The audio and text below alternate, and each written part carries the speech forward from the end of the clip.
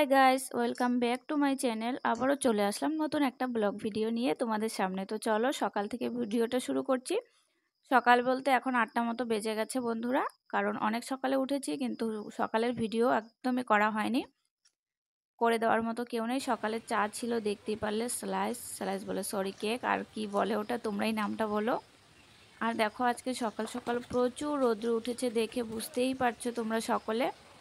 আর আমার গাছে কত কত ফুল ফুটেছে দেখেছো বন্ধুরা। যেহেতু পুজো দিতে পারছি না এখন, তাই ফুলগুলো কিন্তু গাছেই রয়ে যাচ্ছে, কারণ আমাদের ওষুধ চলছে, এখন আর পুজো দেওয়া যাবে না, কিছুদিন নিরামিষ চলছে। আর তারপরে আমি অফ ক্যামেরাতে রান্নাবান্নাও করে নিয়েছি, দুপুরের রান্নাবান্না একটু আগেই করে নিয়েছি আজকে।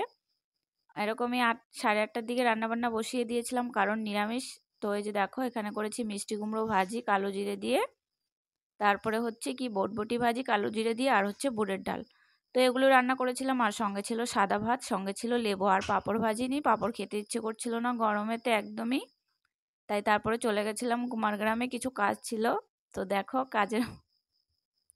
কাজ বলতে কিছু একটা কাজ ছিল, তো কালকেও গেছিলাম আজকেও গেছিলাম, তো কাজটা হয়েছে।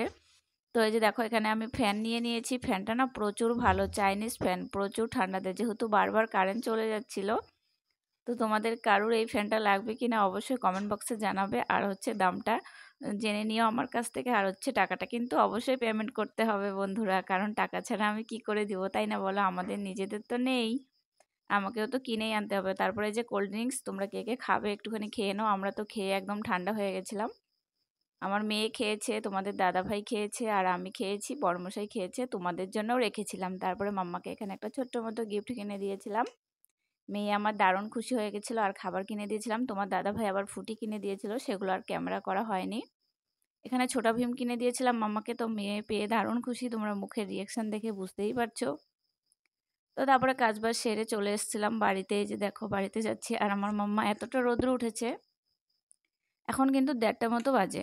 তো এতটা রোদ্র উঠেছে, মেয়ে একদম মানে বাইকে বসে প্রচুর আনন্দ পাচ্ছিল, আর ওর বাবা একটু স্পিডে চালাচ্ছিল। যেহেতু এটা আমাদের গ্রামের রাস্তায় ঢুকে পড়েছি, যেখান দিক দিয়ে আমাদের বাড়িতে যাব।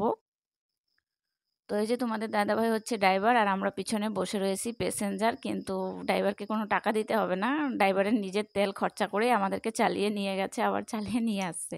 আর মেয়ে দেখো এখানে প্রচুর হাসাহাসি করছিল। আর প্রচুর রোদ্র উঠেছে বন্ধুরা, আজকে এবছর প্রথম এতটা রোদ্র উঠেছে। আর আমাদের গাছে দেখো কি সুন্দর লেবু ধরে রয়েছে, কিন্তু লেবুগুলো এখনও খাওয়ার উপযুক্ত হয়নি, কারণ লেবুতে রস হয়নি।